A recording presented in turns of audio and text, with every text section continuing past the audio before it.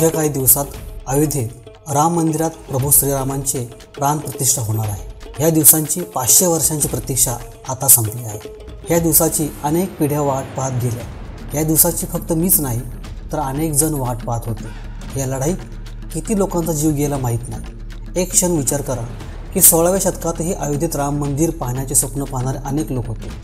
18व्या शतकातही असे लोक होते ज्यांनी अयोध्येत राम मंदिर पाहण्याचे स्वप्न पाहिले होते। अयोध्येतील राम मंदिर पाहिल्यावर 150 वर्षापूर्वी अयोध्येतील लोकांनी राम मंदिराच्या लढ्यात आपले प्राण गमावले। असेही लोक होते ज्यांनी आपल्या आयुष्याची 50 वर्षे राम मंदिराच्या न्यायालयीन लढाईत घालवली, पण आज ते आपल्यासोबत नाहीत आणि ते हा दुर्मिळ सोहळा पाहू शकत नाही। पण तुम्ही आणि मी या सोहळ्याचे साक्षीदार आहोत। 492 वर्षापूर्वी बांधलेले भगवान श्रीरामाच्या मंदिराचा इतिहास हाच आजच्या व्हिडिओचा विषय आहे। आम्ही तुम्हाला राम मंदिराच्या संपूर्ण 500 वर्षाच्या संघर्षाची कथा सांगणार आहोत, जेणेकरून तुम्हाला कळेल की हा लढा किती जुना आहे आणि या संघर्षाचा अर्थ काय आहे। आम्ही तुम्हाला सांगू जेणेकरून तुम्हाला कळेल की सत्याची लढाई एका रात्रीत जिंकली जात नाही। ती लढाई 2-4 वर्षे टिकत नाही, तर त्यासाठी तुम्हाला शेकडो वर्षे लढावी लागते। म्हणूनच माझी तुम्हा सर्वांना विनंती आहे की हा व्हिडिओ पूर्ण पहा आणि तुमच्या नातेसंबंधातील मित्रांना, तुमच्या ओळखीच्या प्रत्येक व्यक्तीसोबत हा व्हिडिओ शेअर करा, जेणेकरून त्यांना अयोध्येतील प्रभू श्रीराम मंदिर बांधण्याचा अर्थ काय आहे हे समजेल।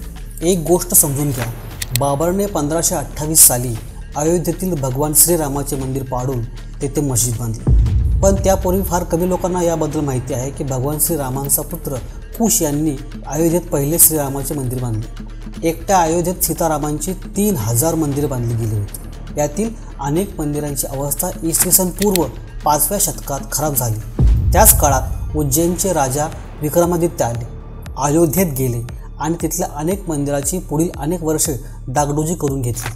त्यानंतर 21 एप्रिल 1526 रोजी बाबर आणि इब्राहिम लोदी यांच्यात युद्ध झाले।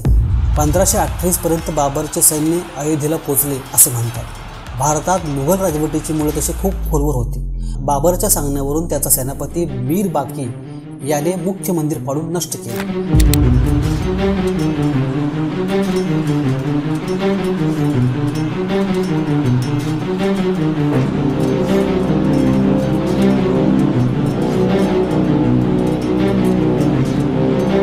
त्या ठिकाणी मस्जिद बांधली, जी पुढे बाबरी मस्जिद म्हणून ओळखली जाऊ लागली।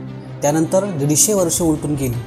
त्यानंतर 1717 मध्ये बाबरी मस्जिद बांधल्यानंतर सुमारे 190 वर्षांनी जयपूरचा राजा जयसिंग दुसरे यांनी मस्जिद आणि त्याच्या आजूबाजूची जागा मिळवण्याचा प्रयत्न केला, पण त्यांना विरोध होऊ लागला।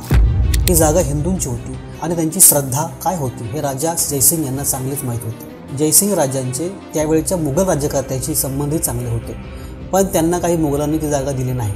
पण तरीही त्यांनी मस्जिदीजवळ राम चबुतरा बांधला। हिंदू तेथे पूजा करू लागले। युरोपियन भूगोलशास्त्रज्ञ जोसेफ स्टीफन थेलर, जे स्वतः 1766 ते 1771 दरम्यान त्याच ठिकाणी होते, त्यांनी देखील त्यांच्या अहवालात राम चबुतराच्या अस्तित्वाची पुष्टी केली आहे। हा तो काळ होता जेव्हा मुस्लिम मशिदीच्या आत नमाज अदा करत असत आणि हिंदू बाहेर राम चबुतऱ्यावर पूजा करायचे। पण मंदिर पाडून 250 वर्ष उलटली तरी हिंदू विसरले नाहीत की अयोध्येत प्रभू श्रीरामांची हजारो मंदिरे होती।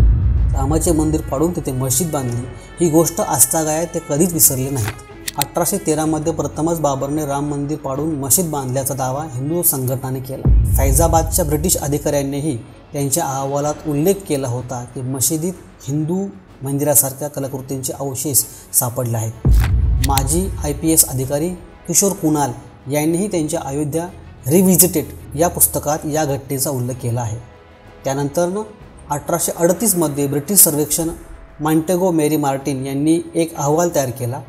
मशिदीतील खांब हे मंदिरातूनच घेतले गेले आहेत असे मान्य केले। अहवाल समोर आल्यानंतर मोठा गदारोळ झाला। हिंदूंच्या दाव्यानंतर नमाजबरोबरच वादग्रस्त जमिनीवर पूजाही होऊ लागली। 1853 मध्ये अवध वाजिब अली शहाच्या काळात पहिल्यांदाच सांप्रदायिक हिंसा झाली। तरीही 1855 मध्ये मुस्लिम आणि हिंदू एकाच ठिकाणी नमाज अदा करणे आणि पूजा करणे चालूच ठेवतात। 1855 मध्ये मुसलमानांना मशिदीत प्रवेश दिला जात होता, पण हिंदूंना मशिदीत प्रवेश दिला जात नव्हता।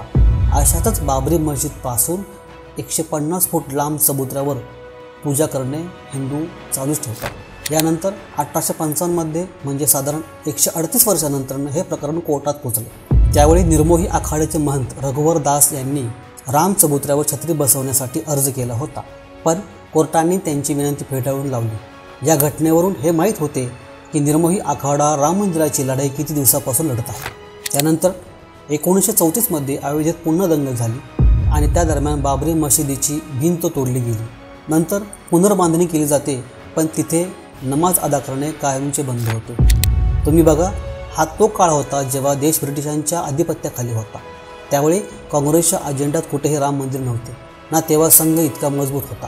पण देशातील रामभक्त जनता 400 वर्षानंतरही त्यांच्या हक्कासाठी लढत होते, तेही अशा वेळी जेव्हा देशाला स्वतःचे सरकार नव्हते ना, प्रसारमाध्यमे स्वतंत्र होती, शिवाय धार्मिक संघटनांना जमावबंदी होती। सामान्य रामभक्तांची तीच तळमळ, तीच भक्ती जी राम मंदिरासाठी आपला जीव धोक्यात घालायला तयार होते, श्रीरामांच्या मंदिरासाठी रोज लढत होते। हिंदूंना काही केले तरी राम मंदिराची जागा हवी होती। दरम्यान 1947 वर्ष उजाडले आणि देश स्वतंत्र झाला। तोपर्यंत मशीद फक्त शुक्रवारीच उघडी असायची आणि राम चबुतऱ्यावर रामाची मूर्ती होती, तिथे लोक पूजा करायचे। देश स्वतंत्र होताच आता आपल्याला स्वातंत्र्य मिळाल्याने राम मंदिर नक्कीच बांधले जाईल असा विश्वास राम भक्तांना वाटू लागला होता। पण त्यावेळच्या कोणत्याही मोठ्या काँग्रेस नेत्याच्या बोलण्यावरून वागण्यावरून त्यांना राम मंदिर बांधण्याची किंवा त्यासाठी लढा देण्याची इच्छा आहे असे वाटत नव्हते। 1949मध्ये असेही काही घडले ज्यामुळे लोकांना आश्चर्य वाटले। 23 डिसेंबर 1949 रोजी सकाळी वादग्रस्त वास्तूच्या आतून घंटांचा आवाज येऊ लागला। येथे श्रीरामजींची पूजा केली जात असल्याचे दिसून आले। हिंदू पक्षांचा दावा होता की काल रात्री अचानक मंदिरात रामाची मूर्ती प्रकट झाली। मुस्लिम नेत्यांच्या म्हणण्यानुसार काळोख्या रात्री रामाची मूर्ती जबरदस्तीने मशिदीत ठेवली गेली। घटनेची माहिती मिळताच दोन्ही बाजूचे लोक तिथे मोठ्या संख्येने जमा होऊ लागले, त्यामुळे प्रकरण आणखी वाढले। ही बाब तत्कालीन पंतप्रधान जवाहरलाल नेहरू यांच्याकडे जाते। त्यांनी तेव्हाचे जिल्हा दंडाधिकारी के नायर यांना तेथून मूर्ती हटवून पूर्वीची परिस्थिती पूर्ववत करण्याचे आदेश दिले। त्यावर के नायर यांनी हात वर करून सांगितले की येथे खूप गर्दी आहे, मूर्ती हटवल्यास परिस्थिती नियंत्रणाबाहेर जाईल, शिवाय एकदा मूर्ती तिथे ठेवल्यानंतर कोणीही पुजारी मूर्ती काढण्यास तयार होणार नाही। त्यानंतर 27 डिसेंबर रोजी दुसरे पत्र के नारायण यांना मिळते। जवाहरलाल नेहरू पत्रात बोलतात की काही करून मूर्ती हटवा। त्याच्या प्रत्युत्तरात के नायर आपला राजीनामा देतात, पण त्यांच्या राजीनाम्यासोबतच ते सरकारला सल्लाही देतात की पुतळा हटवण्याऐवजी तेथे तात्पुरत्या स्वरूपाचे गेट बनवावे। नेहरूजींना ही गोष्ट पटते, ते के नायर यांना तसे करण्यास सांगतात आणि पुढे के नायर यांचा राजीनामा स्वीकारणे जवाहरलाल नेहरूंना शक्य झाले नाही। त्यानंतर 1950मध्ये हिंदू महासभेचे वकील गोपाल विशारद यांनी फैजाबाद जिल्हा न्यायालयात मूर्तीची पूजा करण्याचा अधिकार देण्यासाठी अर्ज दाखल केला। यानंतर पुढची 35 वर्षे हिंदू पक्ष आणि सुन्नी वक्फ बोर्ड आपापल्या परीने ही जागा ताब्यात घेण्यासाठी न्यायालयात दावा करतात, परंतु काही होत नाही। त्यानंतर 1980मध्ये भाजप पुढे आल्यानंतर राम मंदिर आंदोलनाला गती येते। हा तोच काळ होता जेव्हा संघ, हिंदू विश्व परिषद आणि भाजप या सर्वांनी आपापल्या परीने राम मंदिर आंदोलन तीव्र करायला सुरुवात केली। 1984मध्ये भाजप दिल्लीतील विधान भवनात एक कार्यक्रम आयोजित करून ते राम मंदिरासाठी सीतामढी ते अयोध्या रथ यात्रा काढण्याच्या कार्यक्रमाचे नियोजन करतात। पण 1984मध्ये इंदिरा गांधींच्या हत्येनंतर त्यांना रथयात्रेचा कार्यक्रम पुढे ढकलावा लागतो। मग 1986 साली येते। मग असे काय घडते की राम मंदिर आंदोलनाचे संपूर्ण देशात बदलून जाते। शहाबानो प्रकरण। सर्वोच्च न्यायालयात जेव्हा शहाबानोने आपल्या पतीला भरणपोषण भत्ता देण्यास सांगितले तेव्हा अनेक मुस्लिम संतप्त झाले आणि त्यांनी हा निर्णय आपल्या धर्माच्या विरुद्ध असल्याचे मानले। तत्कालीन पंतप्रधान राजीव गांधी यांनी संसदेत कायदा आणून त्यांना शांत केले। मुसलमानांनी सर्वोच्च न्यायालयाचा निर्णय रद्दबातल ठरवला, राजीव गांधीजींचा निर्णय उलटवला।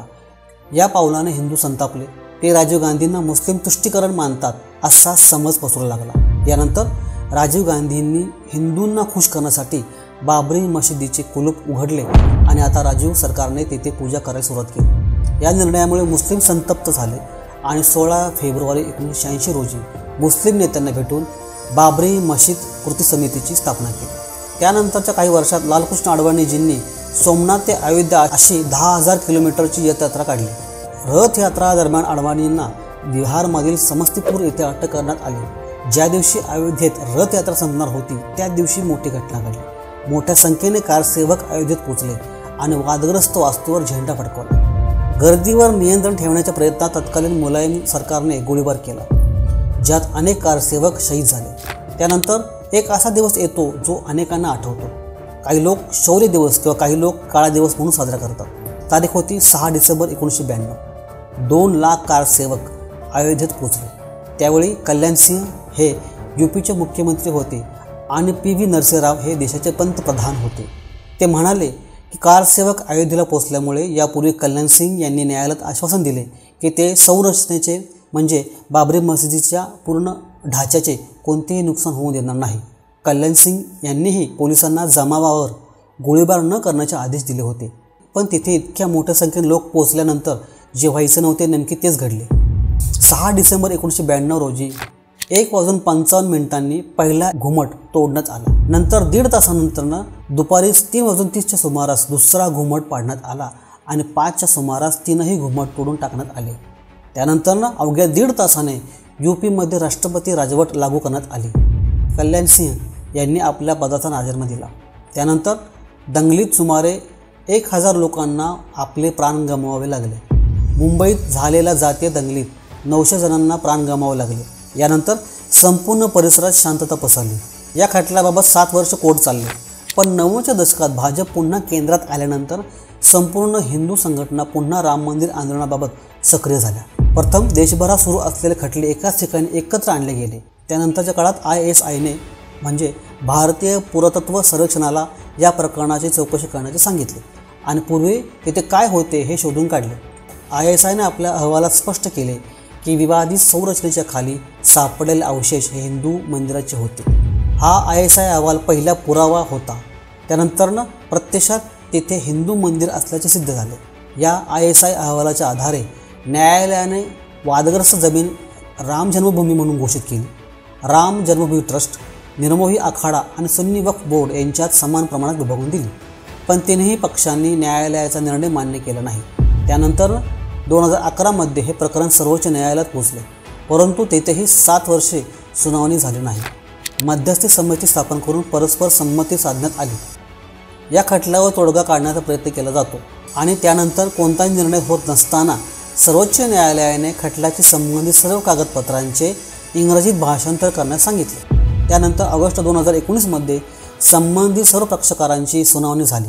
खटला पूर्ण झाला आणि त्याच वर्षी 9 नोव्हेंबर 2019 रोजी सर्वोच्च न्यायालयाने आपला निर्णय दिला की वादग्रस्त जमीन राम जन्मभूमी ट्रस्टला द्यावी। त्यानंतर 5 फेब्रुवारी 2020 रोजी ट्रस्टची स्थापना होऊन मंदिराचे बांधकाम सुरू होते।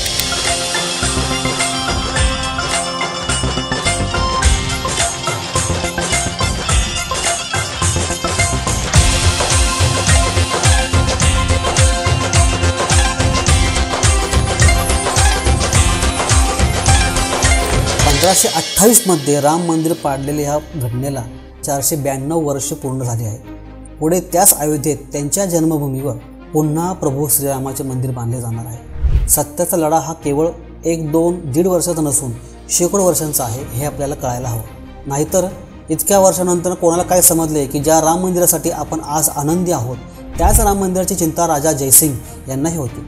ज्या प्रभू रामासाठी आपण अस्वस्थ आहोत त्याच राम मंदिरासाठी आजपासून 150 वर्षापूर्वी अयोध्येत झालेल्या दंगलीत लोकांना जीव गमवावा लागला होता। ज्या मंदिरासाठी कायदेशीर लढाई जिंकल्यानंतर आम्हाला अभिमान वाटतो त्याच राम मंदिरासाठी 150 वर्षापासून म्हणजे 1885 मध्ये महंत रघुबर दास यांनी कोर्टात पहिला अर्ज दाखल केला होता। आणि आज जेव्हा हे भव्य श्रीराम मंदिर तयार होत आहे, आम्ही देवाला प्रार्थना करतो की महंत रघुबर दासपासून ते गोध्रापर्यंतच्या ट्रेनमध्ये अयोध्येच्या दंगलीत मारले गेलेल्या लोकांपर्यंत, जिवंत जाळलेल्या संतांपासून ते भागलपूर मुंबईतील या लढाईत शहीद झालेल्या सर्व भक्तांपर्यंत देशाच्या इतर कोणत्याही कोपऱ्यात या विजयाचा संदेश पोहोचला गेला पाहिजे, जेणेकरून त्यांनाही कळेल की त्यांचे बलिदान व्यर्थ गेले नाही, त्यांची तपश्चर्या व्यर्थ गेली नाही। शेवटी जाता जाता एक गोष्ट सांगतो की ह्या व्हिडिओच्या मार्फत कोणत्याही धार्मिक समाजाच्या भावना दुखावणे आमचा हेतू नसून सत्य घटना काय होती आणि राम मंदिराचा पूर्व इतिहास काय होता हेच सांगणे आमचा शुद्ध हेतू होता। आतासाठी एवढेच। आशा आहे की ही संघर्षाची संपूर्ण कथा तुमच्यापर्यंत पोहोचली असेल। तुम्हाला योग्य वाटल्यास अधिकाधिक लोकांपर्यंत शेअर करा। Global Marathi YouTube channel subscribe करा। फेसबुकवर असाल तर पेजला लाईक नक्की करा। शिवाय कमेंटमध्ये जय हिंद सोबत जय श्रीराम लिहायला अजिबात विसरू नका। धन्यवाद।